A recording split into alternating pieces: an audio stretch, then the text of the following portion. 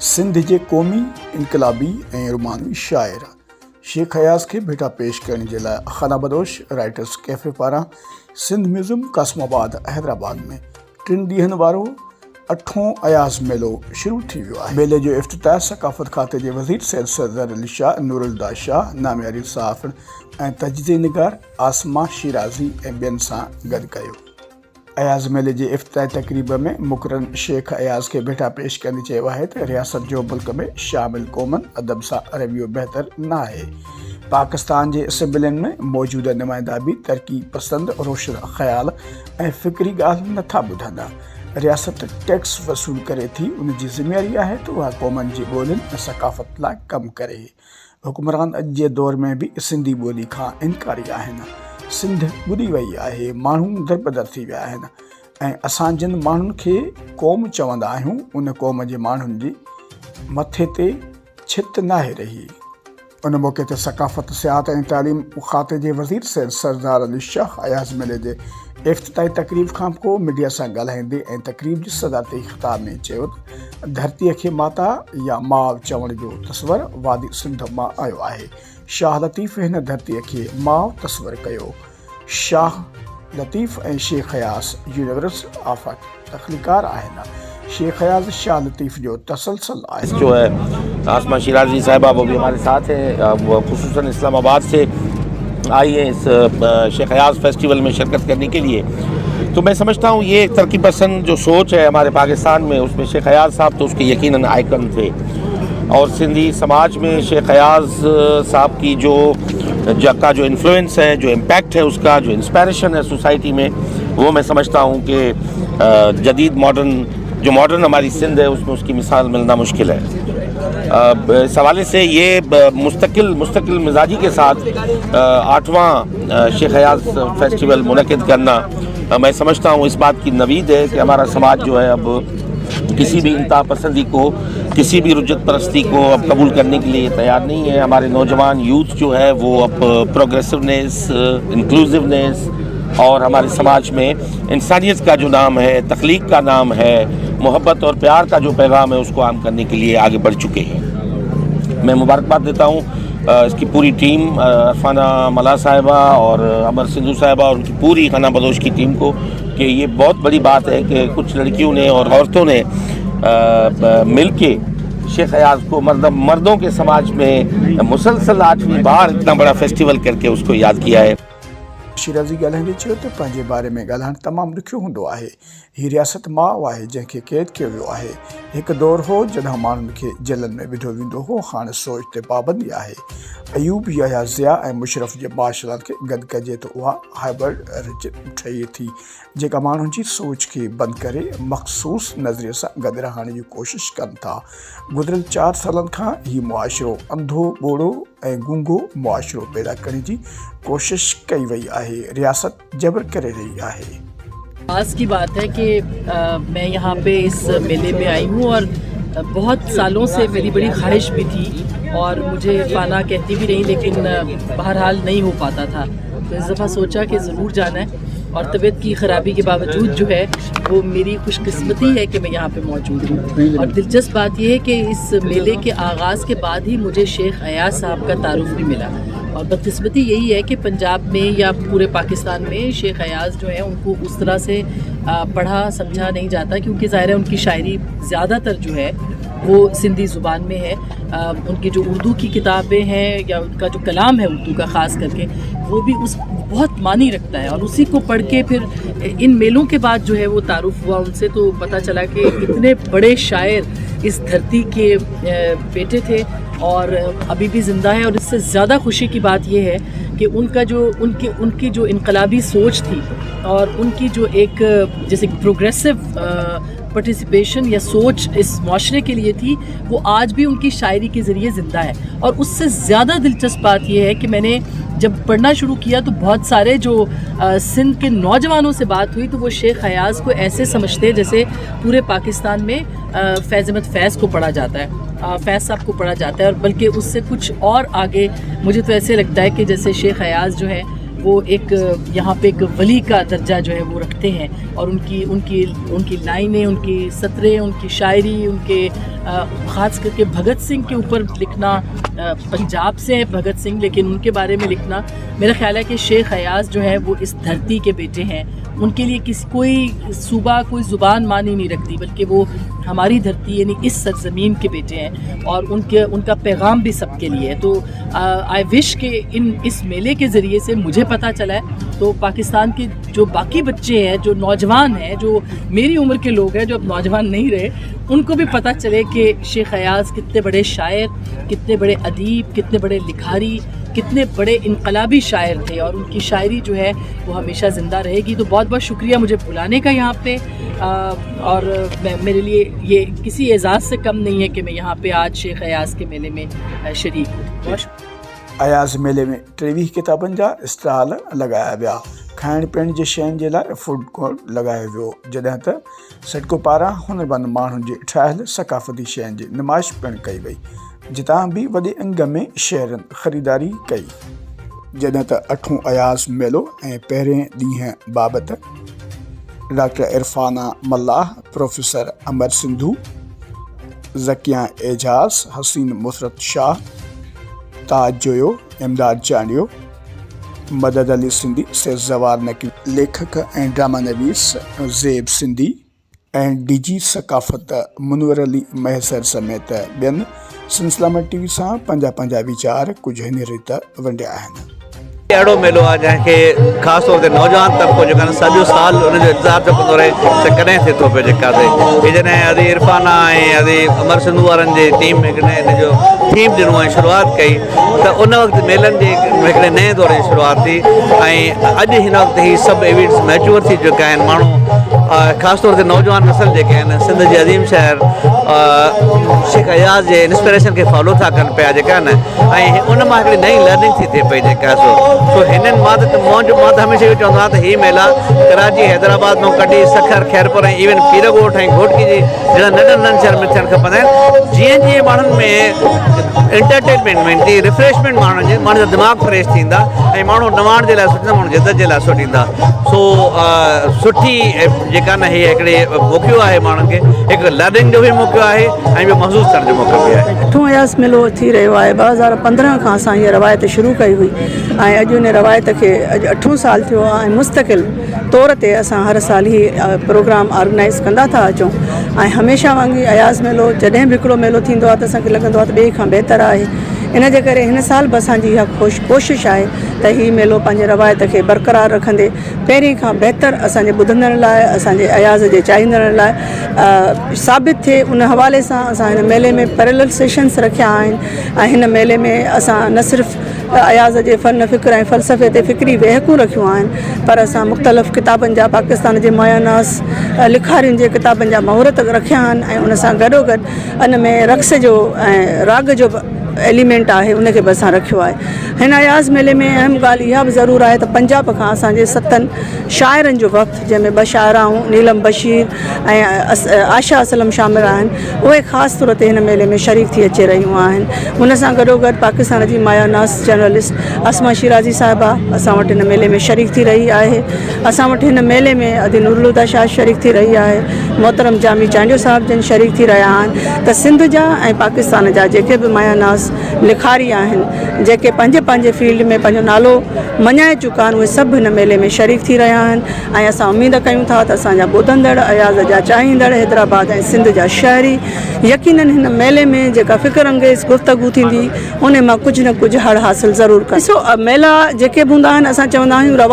रवायतूं जेके हूंदियूं जेके मुस्तक़िल काशे थींदी अचे, पर उन में नवाणी हिन वारे असां इहा आंदी आहे त असां पहिरें सिर्फ़ु हिकिड़े पंडाल में सेशन हलाईंदा आहियूं, हिन वारे असां 2 सेशन हलाए रहिया आहियूं। ऐं हिन वारे असां कोशिशि कई आहे त असांजो जेको किताबनि जो मेलो माना ऑर्गेनाइज़ेशन आहे उहा वॾो थिए। बुक फेयर जे हिसाब ते असां किताबनि जा स्टॉल अरेंज कया आहिनि, ऐं हिकिड़ो वॾो किताबनि जो बि मेलो गॾोगॾु लॻायो आहे, वॾा स्टॉल उन में ॾिना आहिनि। ऐं क्राफ्ट फेस्टिवल बि गॾु अरेंज कयो आहे असां एंडोनमेंट फंड ट्रस्ट वारनि जे ताउन सां। ऐं असां चाहियो आहे सिंध खां वठी करे जेके पाकिस्तान जा लिखारी ॿिया बि सूबनि मां आहिनि, बलोचिस्तान मां शाह मोहम्मद मरीज़ शरीक थी रहियो आहे, पश्तूनख्वा मां असांजो हिकिड़ो शाइर शरीक थी रहियो आहे, असांजे पंजाब मां शाइरनि जो वफ़्द शरीक थी रहियो आहे त असांजो फैलाव वधियो आहे। असां जेके पहिरीं सिर्फ़ु सिंध ताईं महदूद हूंदा हुआसीं, हिन बारे कल्चर डिपार्टमेंट जे ताउन सां असां इहा कोशिशि कई आहे त सिंध अयाज़ जेको पाकिस्तान त छा बरे सगीर जो वॾो शाइर आहे उनखे उनजे वसत ताईं पहुचाए सघूं। पहिरियों त अयाज़ मेलो 8 मुनक़िद करण ते अमर सिंधु ऐं डॉक्टर इरफाना खे मुबारकबाद ॾींदुसि त 8 सालनि खां हीअ कोशिशूं वठनि पियूं ऐं शेख अयाज़ सिंध जो उहो क़ौमी शाइर आहे जंहिंजे शाइरीअ सिंध में तब्दीली आंदी ऐं सिंधी माण्हुनि जे लाइ कमु कयईं। वणियूं टोड़ण में अयाज़ शाइरी वॾो किरदारु अदा कयो ऐं हूअं बि अयाज़ जी शाइरी तमामु हुन पाण चयो त मुंहिंजो क़दुरु 200 सालनि खां पोइ थींदो। आउं सम्झां थो त अयाज़ जी शाइरी हाणे माण्हुनि में रंग लाए रही आहे। ॾिसो, हर अयाज़ मेलो पंहिंजे स्टाइल में रिवायत बरक़रार रखंदे नई नवां उन सां नयनि सेशन सां नई एडिशन सां मौजूदु हूंदो आहे। ऐं हिन दफ़े अयाज़ मेले जे अंदरि जेका तव्हां ख़ुशूसियत ॾिसंदो उहा ख़ुशूसियत इहो आहे त हीअ अयाज़ मेलो हाणे सॼी सिंध म्यूज़ियम जो जेका बि स्पेस आहे उन में ॿियो कुझु बि कोन्हे। उन में अयाज़ मेले जो जा सेशन्स हूंदा, अयाज़ मेले जा स्टॉल्स हूंदा, अयाज़ मेले जी नुमाइश हूंदी। इहा ॾाढी जेका मां सम्झां थी त मुनफ़रिद शइ आहे। ॿी मुनफ़रिद शइ जेका हिन में नई शामिल थी आहे हिन अयाज़ मेले में उहो हुनरमंदनि जो मेलो आहे जेको सिटको जे पारां लॻायो वियो आहे। उन हुनरमंद मेले जे अंदरि तव्हां ॾिसंदव त जेको ख़ासि तौर ते बोर्ड मुतासिरीन ऐं ॿिया जेके आहिनि से हुनरमंद आहिनि उन्हनि जी लाइव जेका असां हलंदो रहंदो ऐं उन्हनि जी नुमाइश हलंदी रहंदी इन सिटको जे विलेज में। उनखां अलावा मां इहे सम्झां थी त हिन दफ़े बुक स्टॉल तव्हां ॾिसो था त तक़रीबन असांखां जेके आहिनि से 20-25 खां मथे असां वटि बुक स्टॉल जो जेके आहिनि से मौजूदु आहिनि। फूड कोर्ट असां अलॻि कयो आहे त माना हीउ सॼो जेको आहे अहातो सिंध म्यूज़ियम जो उहो हिन सां भरियलु आहे। हिन मेले जी ॿी ख़ुशूसियत इहा आहे त हिन मेले जे अंदरि हिन वक़्तु पाकिस्तान में खां वधि जेके आहिनि से अदीब दानिश्वर शरीक थी रहिया आहिनि जेके अदबी निशस्तनि में मुबाहिसनि में ऐं गॾोगॾु मुशाइरे जो हिसो हूंदा। हिन मेले जी टी ख़ुशूसियत इहा आहे त हिन मेले जे अंदरि असां शेख अयाज़ जे अफ़साननि ते बि हिकिड़ी जेका असां निशस्त रखी आहे जंहिंमें हिकिड़ी न बल्कि 3 निशस्तूं आहिनि जंहिंमें उन 3 अफ़साना सफ़ेद वेशी खिलणी ऐं मुसाफ़िर मकरानी बि पेश कया वेंदा ऐं बाशऊर नियाणियूं जेको हिन में मेलो मचाइनि थियूं ऐं ख़ासि तौर ते नियाणियुनि जी सिंध जी नियाणियुनि जी जेका हिन में शिरकत थिए थी पई एतिरियूं नियाणियूं एतिरे एतमाद सां एतिरो पंहिंजाइप सां ॿिए कंहिं बि अदबी मेले में नथियूं वञनि। ऐं मां सम्झां थो त अयाज़ मेलो इन लिहाज़ खां क़तई मुनफ़रिद आहे ऐं इहो ई सबबु आहे त हर भेरे दिलि चवंदी आहे त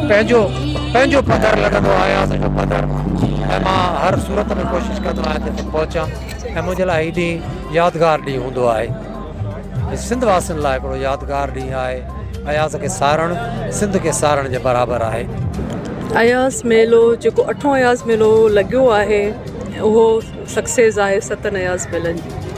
ऐं हींअर त बोर्ड जो इशू लॻो पियो ऐं ईअं पियो लॻो त शायदि असां मेलो न हणी सघूं,